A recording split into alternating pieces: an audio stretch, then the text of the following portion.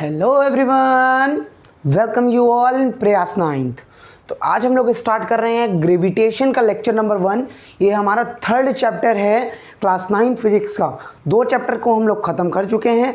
आपके जो 1-2 डाउट्स थे force and laws of motion में, उसका न्यूमेरिकल का जो लेक्चर आएगा इस लेक्चर के बाद, उसमें आपके वो डाउट्स ले लिए जाएंगे। तो इसके लिए चिंता मत करें। और जिसने भी अभी पिछले वीडियोज़ नहीं देखे हैं, क्योंकि देखिए कुछ चीज़ें जिसमें अभी मैं बात करूंगा वो बहुत ही ज़्यादा इंपॉर्टेंट हैं, जो मैंने फोर्स में बताई हैं, जो आपको यहाँ पर काम भी पड़ेगा। तो इसलिए उस लेक्चर को देखिए। उस लेक्चर की प्लेलिस्ट मैं आपको डिस्क्रिप्शन में दे दूंगा और अपने व्हाट्सएप ग्रुप की लिंक आपको डिस्क्रिप्शन में मिल जाएगी। उसको जाके ज्वाइन करिए। कोई भी डाउट हो आपका किसी भी सब्जेक्ट से रिलेटेड क्लास 9 के लिए, उसमें आप पूछ सकते हैं। देखो, ग्रेविटेशन की पहले डिफिनीशन की बात कर लेते हैं। डिफिनीशन आपसे क्लास 9 में ग्रेविटेशन की डिफिनीशन कोई नहीं पूछता, इसलिए मैं बोल रहा हूँ, नोट कर लीजिए। The force in which 2 object attract each other is called gravitation force. The force in which 2 object attract each other, the force in which 2 object attract each other is called gravitation force. Clear? देखो, अब मुझे आप सोच के बताओ, comment करो कि gravitation है किन चीज़ों में। फोर्स, ये जो ग्रेविटेशन फोर्स है कौन लगा रहा है, कौन सी चीज़ें? सिर्फ अर्थ लगा रही है? क्या सिर्फ मून लगा रही है? क्या सिर्फ सन लगा रहा है? क्या सिर्फ प्लैनेट लगा रहे हैं? क्या सिर्फ सेलेस्टियल ऑब्जेक्ट्स लगा रहे हैं? देखो, पता है आपको, जो ग्रेविटेशन फोर्स है ये मार्कर भी लगा रहा है। ये मार्कर का एक डिफेक्ट ये है कि इसके पास उतना मास नहीं है अर्थ जितना। मैं भी इस पर फोर्स लगा रहा हूँ, ये भी मुझ पर फोर्स लगा रहा है, लेकिन अगर मैं इसको छोड़ता हूँ तो अट्रैक्ट कौन करेगा? ये ज़मीन में जाएगा, धरती माता अट्रैक्ट करेंगे इसको, क्योंकि उनको ज़्यादा प्यार है, इसीलिए वो ज़्यादा फोर्स से इसको अट्रैक्ट कर रही हैं इसको। तो इसीलिए जिसके पास ज़्यादा मास होता है वहीं पर चीज़ जाती है, वहीं पर ज़्यादा ग्रेविटेशन फोर्स होता है। ये बात जान लीजिए। और सुनिए, जैसे कि मैं इस दीवार पर धक्का लगाऊं, क्या ये दीवार हिल जाएगी? क्या ये दीवार हिल जाएगी? नहीं हिलेगी, क्योंकि मैं उसको इतना फोर्स नहीं दे पा रहा हूं। अगर यहां पर बुलडोजर आके लगाए तो यहां पे ज़्यादा फोर्स लग सकती है। इसीलिए ये मार्कर को अगर मैं छोड़ता हूं, ये नीचे जाता है, फोर्स मैं भी लगा रहा हूं, ये भी लगा रहा है, ये मुझे अट्रैक्ट नहीं कर पाएगा, मैं इसको अट्रैक्ट नहीं कर पाऊंगा। लेकिन ये धरती माता के पास जा रहा है क्योंकि वो ज़्यादा फोर्स लगा रही हैं, इसलिए। अब देखिए, आज के लेक्चर में बात मैं किस चीज़ पे करने वाला हूँ?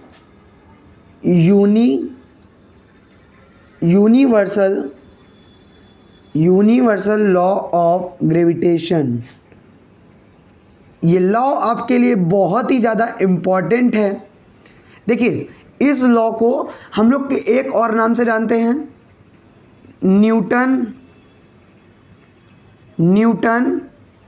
Newton's fourth law. अब कहेंगे आप लोग कि ये फोर्थ लॉ कहाँ से आ गया? बताता हूँ।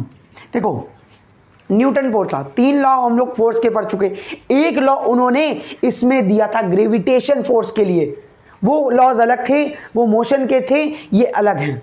तो इनको देखो। अब देखो, इस पे बात करी। अब यूनिवर्सल लॉ ऑफ ग्रेविटेशन में है क्या, इसकी डिफिनीशन ढंग से जान जाओ। डिफिनीशन का मीनिंग जान गए तो ना ही आपकी इसके लिए डेरिवेशन करने में दिक्कत होगी, फॉर्मूला जो अभी हम लोग करेंगे, ना ही इसकी एसआई यूनिट को फाइंड करने में दिक्कत होगी, कोई भी दिक्कत नहीं होगी। देखना, डिफिनीशन ये है, every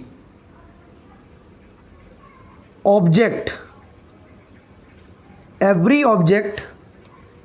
in the universe attract any other object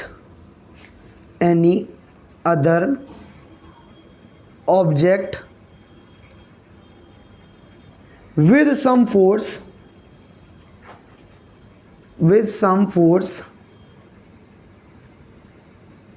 और जो फोर्स है, फोर्स इज, देखिएगा यहीं से समझने की चीजें आएंगी। Force is directly proportional to product of masses. Force जो है डायरेक्टली प्रोपोर्शनल है किसके? Product of masses. कौन सा मास अभी बताऊंगा। एंड इनवर्सली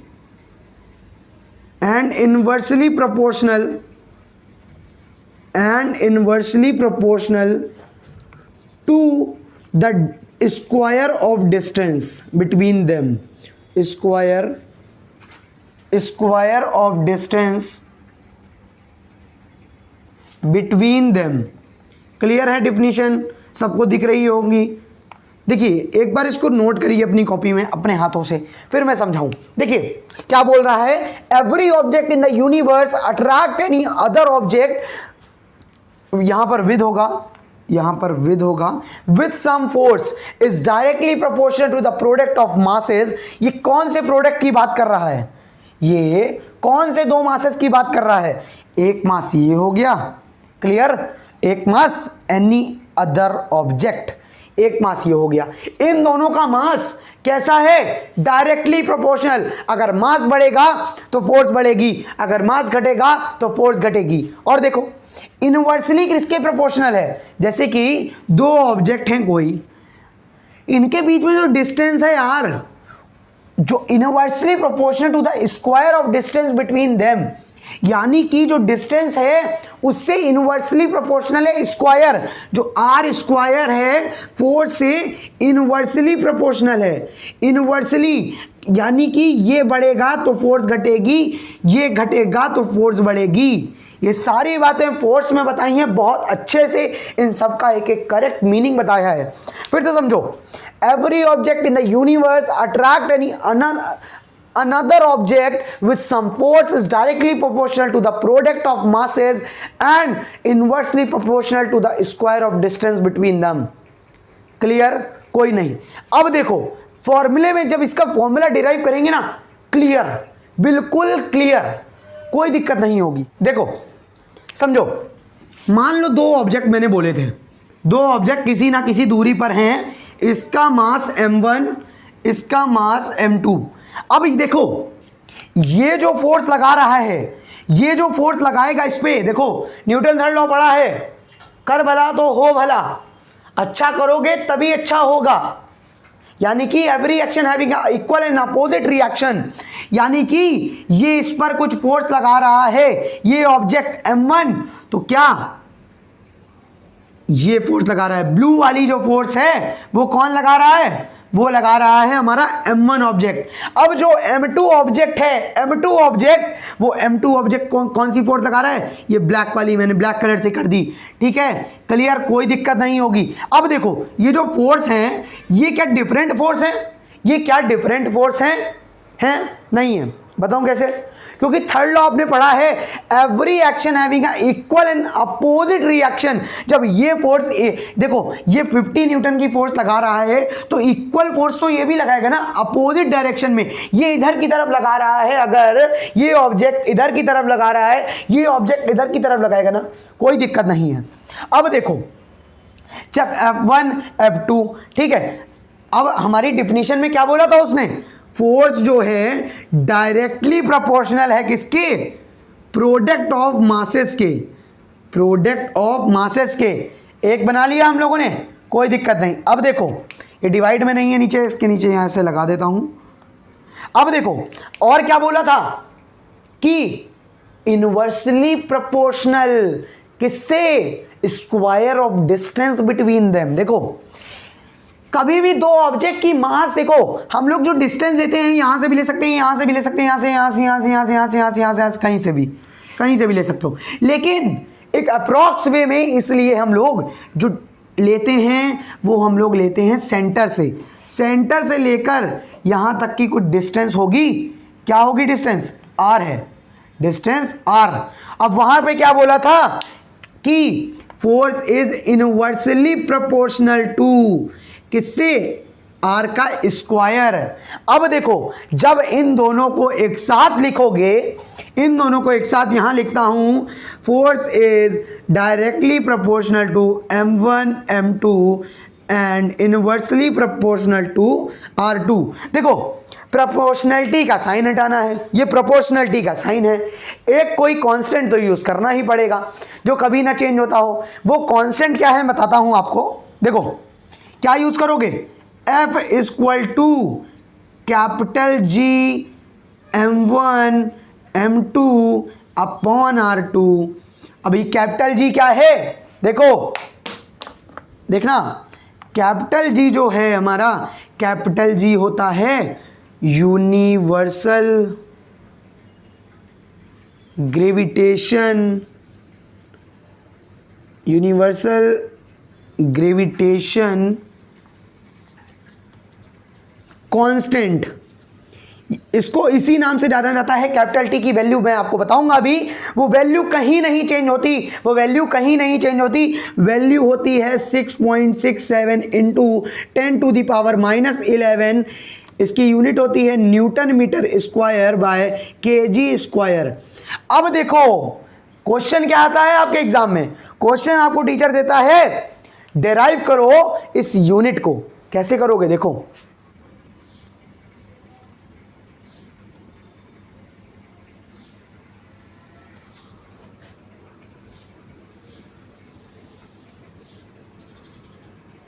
अब देखो इसको डिराइव करना है, ठीक है, इसको डिराइव करना ही, डेराइव्ड वैल्यू है ये, क्या है, डेराइव्ड वैल्यू है, ये डेराइव्ड वैल्यू है।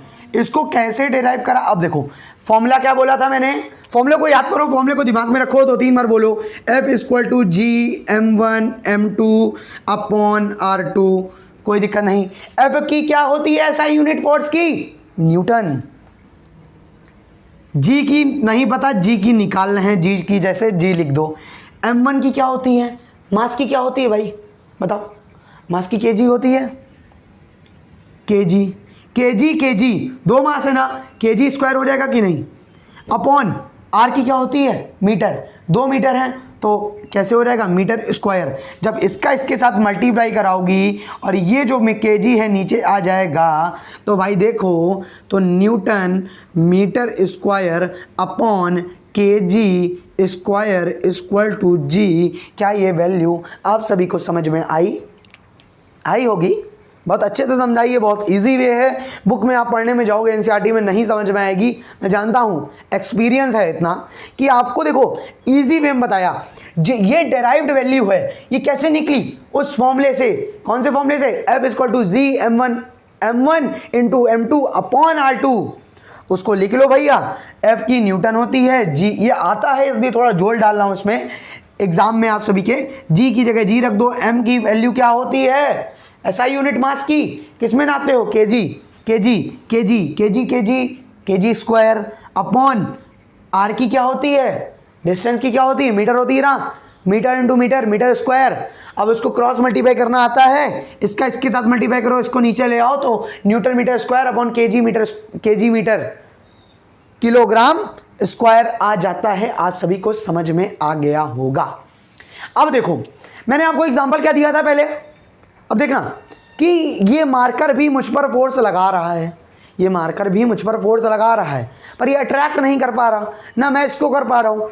इसका रीज़न देते हैं एक न्यूमेरिकल के साथ। आप सभी को मेरी स्क्रीन मेरे ब्लैक बोर्ड पर एक न्यूमेरिकल दिख रहा होगा। न्यूमेरिकल बोलता क्या है, न्यूमेरिकल बोल रहा है ये कि आपके पास 2 ऑब्जेक्ट हैं, ये दोनों मान लो ऑब्जेक्ट हैं, इसका भी मास 1 kg, इसका भी मास 1 kg, और इसके बीच की जो सेंटर से डिस्टेंस ली गई है वो है टोटल 1 मीटर, टोटल 1 मीटर। अब निकालने को क्या बोल रहा है, ग्रेविटेशन फोर्स। कैसे निकालोगे, निकाल लोगे, फॉर्मूला अभी पढ़ा ना, उसी से रिलेटेड न्यूमेरिकल है।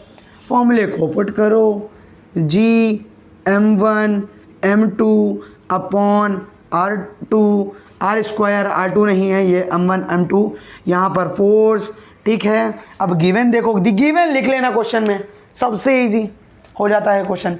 गिवन क्या है, m1 मास 1 kg, m2 मास 1 kg, डिस्टेंस R लिख लो, R कितनी दी है, 1 मीटर। क्लियर।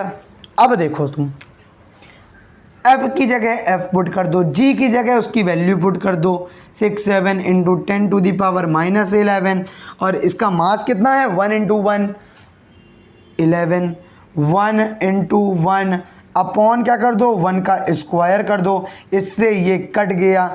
अब भैया इसीलिए तो कह रहा था कि आपसे मार्कर भी फोर्स लगाता है, लेकिन क्या कम फोर्स लगाता है।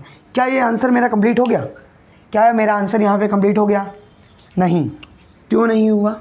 देखो, टीचर गुस्सा हो जाएगा क्योंकि इसकी आपने एसआई यूनिट नहीं लिखी फोर्स की। क्या ही फोर्स न्यूटन में होती है। टीचर को गुस्सा नहीं करना है अगर नंबर पाने हैं एग्जाम में तो। क्लियर? कोई दिक्कत नहीं। अब देखो, applications of ULG 2 marks question, most important 2 marks में आता है आपके एग्जाम में। क्लियर? क्योंकि आए हैं ये क्वेश्चंस, बहुत ही सर्च करके क्वेश्चन निकाले गए हैं डिफरेंट वेबसाइट से। तो देखिए, एप्लीकेशंस ऑफ यूएलजी 3 एप्लीकेशन बताऊंगा, इससे ज़्यादा कुछ नहीं बताऊंगा। देखना, पहला कि जो सन होता है, सन के चारों तरफ मून घूमती है। मून घूमती है, घूमती है कि नहीं? घूमती है ना। अब देखो, जो ये मून घूम रही है इसका रीज़न क्या है? रीज़न क्या है? ये हेल्प किसमें करती है? टाइड्स। टाइड्स, ये आपके एनसीईआरटी में लिखा है कि ये जो ग्रेविटेशन है, very universal law of gravitation है, वेरी हेल्पफुल होता है। टाइड्स जो पनपती हैं किसमें? समंदर में। लो टाइड्स, हाई टाइड्स, किसकी वजह से? ये ग्रेविटेशन लॉ की वजह से। ग्रेविटेशन लॉ की वजह से। अब देखो, कोई एक आदमी है यहाँ पर, वो एक बॉल को उछाल रहा है, बॉल को उछाल रहा है। वो बॉल नीचे तो तभी आएगी अगर ग्रेविटेशन लॉ है। ग्रेविटेशन लॉ ही नहीं है तो वो तो ऐसे चलती रहेगी ना। सोच के देखो, सोचो, खुद सोचो। अगर ग्रेविटेशन लॉ ना हो तो हम लोग अगर कोई चीज़ ऊपर फेंक दें तो क्या नीचे आ पाएगी वो चीज़? आ पाएगी? नहीं आ पाएगी ना। एक और देखो, ये अर्थ है, अर्थ के चारों तरफ जो सैटेलाइट्स घूमती हैं, अर्थ के चारों तरफ जो सैटेलाइट्स घूमती हैं, जो रिंग बनती है, ऐसे ही कुछ बनती है। ये 3D होता है, इसमें नहीं बन पाएगी इसलिए मैंने इसके ऊपर से बनाई है। वो ऐसा ही कुछ होता है, जो सैटेलाइट्स घूमती हैं यहाँ यहाँ यहाँ, वो किसकी वजह से घूमती हैं? वो किसकी वजह से घूमती हैं? किसकी जगह से, किसकी वजह से बनी रहती हैं उनके बीच में, वरना कहीं भी जा सकती है ना। Because of gravitation, because of gravitation. तो इतनी चीज़ें आप सभी को समझ में आई हैं। आने वाले लेक्चर्स में फ्री फॉल के बारे में बात करेंगे। बहुत ही ज़्यादा कॉन्सेप्ट वाले क्वेश्चन उस पार्ट से बनते हैं इस चैप्टर के, और बहुत ही सिंपल वे में और भी न्यूमेरिकल्स को देखेंगे बहुत ही इजी वे में। और देखिए, मैंने हर चीज़ क्लियर की। जहाँ पे आपको दिक्कत हो, कहीं पे भी दिक्कत हो, तो हमारे व्हाट्सएप ग्रुप में आके हमें बता सकते हैं। आप जहाँ पर भी आपको दिक्कत है तो हम उसको सॉल्व कर देंगे, आपकी नेक्स्ट लेक्चर में भी सॉल्व कर देंगे। तो आज का लेक्चर कंप्लीट हो चुका है। Thank you, bye bye, take care, all the best.